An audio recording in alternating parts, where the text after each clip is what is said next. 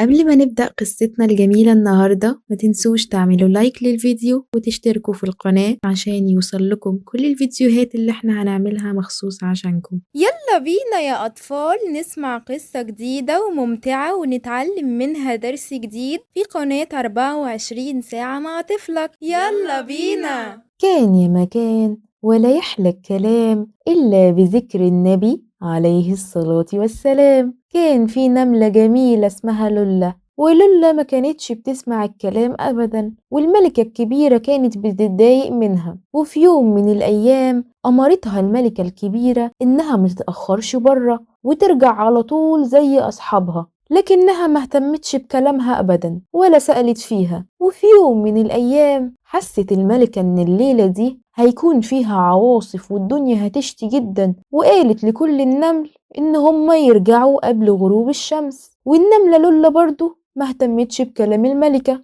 وأمرت الملكة ساعتها إن الحراس يقفلوا باب المملكة. وطبعا النملة لولا وصلت بعد الميعاد بعد ما غربت الشمس، ورفض الحراس طبعا إن هما يفتحوا لها الباب عشان الحراس بيسمعوا كلام الملكة الكبيرة وما ينفعش إن هما يعصوا أوامر الملكة. وزعلت لولا جدا وخافت وقالت أنا إزاي دلوقتي هقضي الليل ده في البرد؟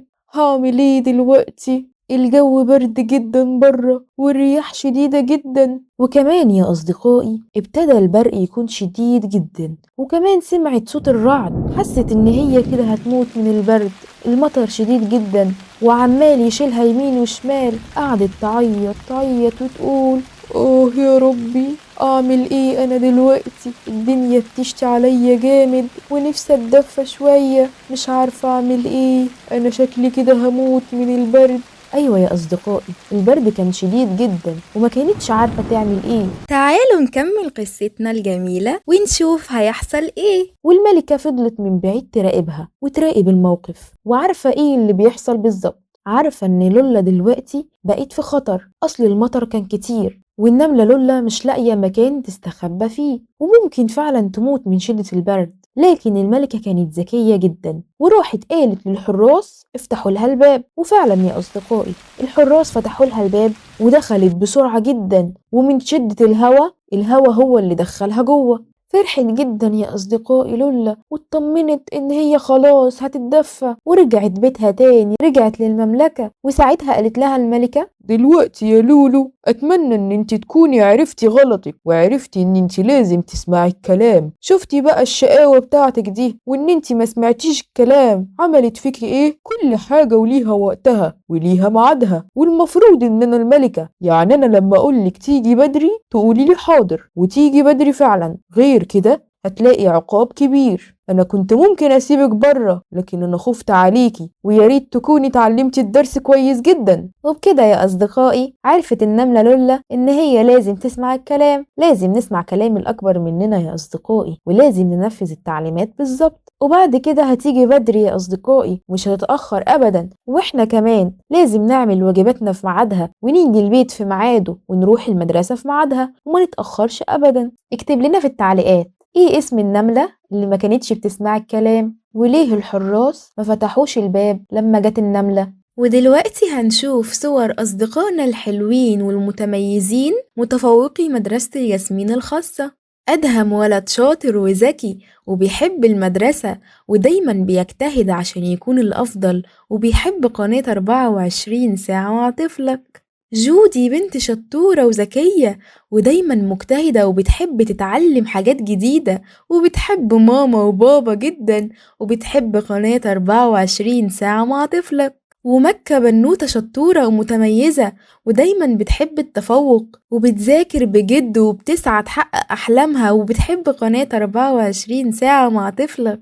يوسف ولد ذكي ومجتهد ودايما بيحب يتعلم ويطور من نفسه وبيذاكر بجد وبيحب ماما وبابا وبيفرحهم دايما بنجاحه وبيحب قناة 24 ساعة مع طفلك. فريدة شطورة جدا في المدرسة وبتسمع الكلام ودايما مجتهدة وبتحب بابا وماما وبتحب قناة 24 ساعة مع طفلك. وأحمد ولد ذكي وشاطر ودايما بيذاكر بجد وبيحب النجاح وعنده إرادة قوية وبيحب قناة 24 ساعة مع طفلك. وكارما بنوتة ذكية وشطورة وبتحب المذاكرة ودايما بتحاول تكون أفضل وبتسعى للنجاح وبتفرح ماما وبابا بتفوقها وبتحب قناة 24 ساعة مع طفلك. وحمزة ولد شاطر وذكي ودايما بيجتهد وبيحب يتعلم حاجات جديدة وعنده طموح كبير قوي ودايما بيحاول يكون من الأوائل وبيحب قناة 24 ساعة مع طفلك. ومعز ولد مجتهد وذكي ودايما بيحب يتعلم الجديد وعنده عزيمة قوية وبيفرح ماما وبابا بنجاحه وبيحب قناة 24 ساعة مع طفلك. وعزت ولد شطور ودايما بيذاكر وبيحب المذاكرة قوي وبيسعى يحقق أحلامه وبيفرح ماما وبابا بنجاحه واجتهاده وبيحب قناتنا قناة 24 ساعة مع طفلك. وأنس ولد شطور وذكي وبيحب المذاكرة ودايما عنده طموح كبير وبيحاول يطور من نفسه وبيفرح ماما وبابا بتفوقه وبيحب قناتنا 24 ساعة مع طفلك. وتاليا بنت شطورة ومجتهدة وبتحب الدراسة قوي ودايما بتحاول تكون الأفضل وعندها طموح كبير قوي وبتحب تفرح ماما وبابا بتفوقها وبتحب قناة 24 ساعة مع طفلك. واكتب لنا في التعليقات ايه أحسن قصة سمعتها في القناة وتعلمت منها ايه. بعد ما سمعنا قصتنا الجميلة النهاردة اوعى تكون نسيت تعمل لايك واشتراك للقناة عشان يوصلك كل الفيديوهات اللي احنا بنعملها عشانك. بعد ما سمعنا قصتنا الجميلة النهاردة تعالوا معايا نسمع قصص أكتر في قناة 24 ساعة مع طفلك. يلا بينا.